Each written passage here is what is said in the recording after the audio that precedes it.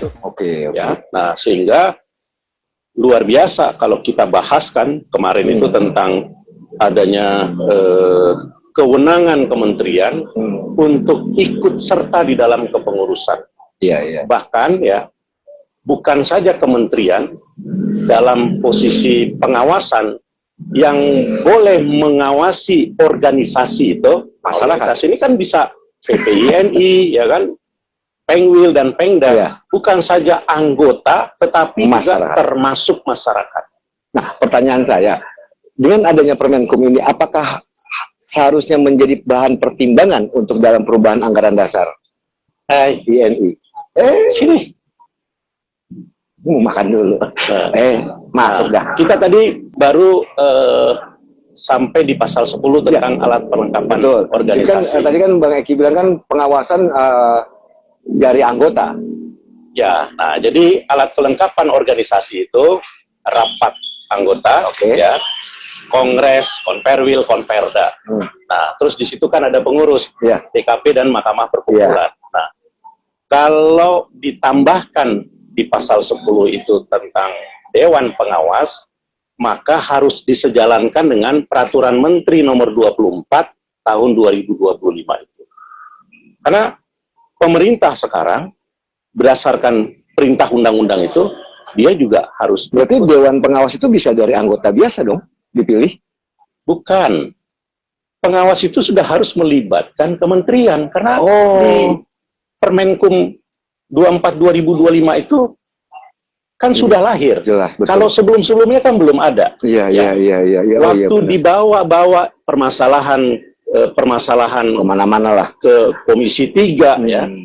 Itu almarhum Desman, saya masih ingat ya, dia tanya ke Dirjen, saudara Dirjen paham tidak ya, ini sengketa yang terjadi, sengketa organisasi atau jabatan? Iya, betul. Di mana peran saudara di situ? Ya, kan dibilang begitu ya pemerintah. Kalau jabatannya oke. Misalnya ada di ketentuan pasal 67.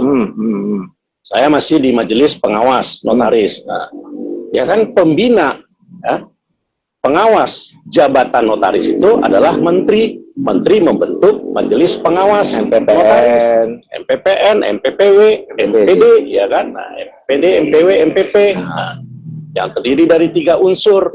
Nah, itu jabatan. Termasuk juga majelis kehormatan. Ya, termasuk majelis kehormatan ya di UJNP itu. Tetapi organisasinya sudah ada belum peraturan pelaksananya? Belum ada. Anda tidak bisa masuk. Ingat kan?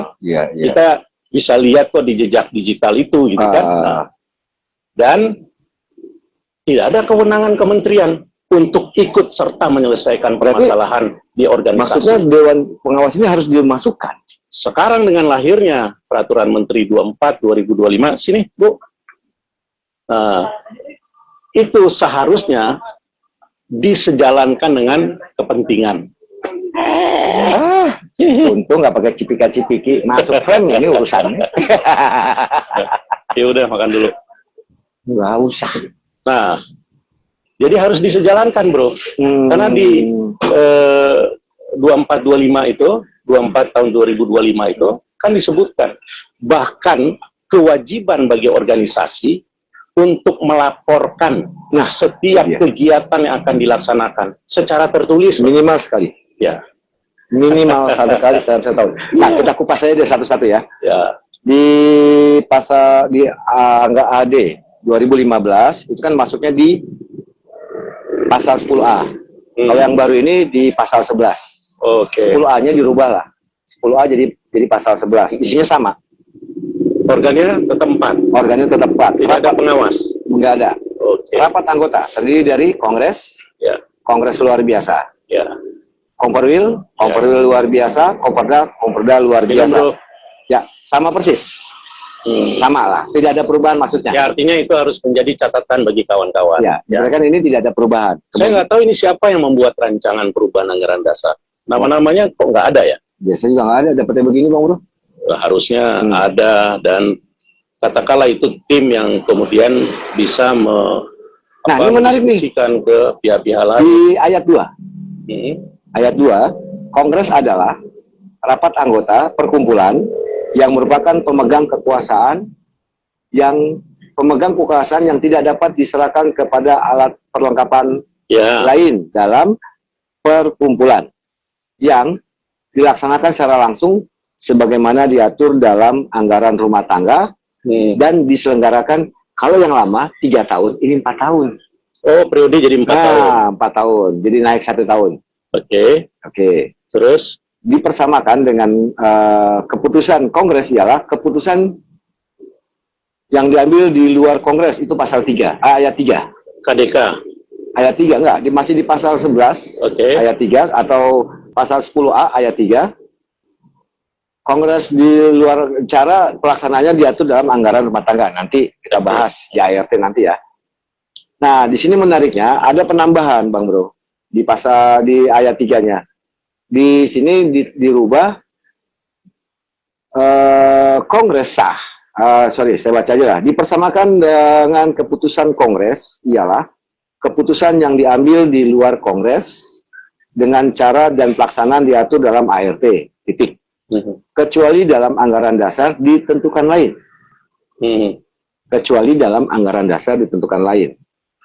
Kongres sah apabila dihadiri baik secara fisik atau elektronik.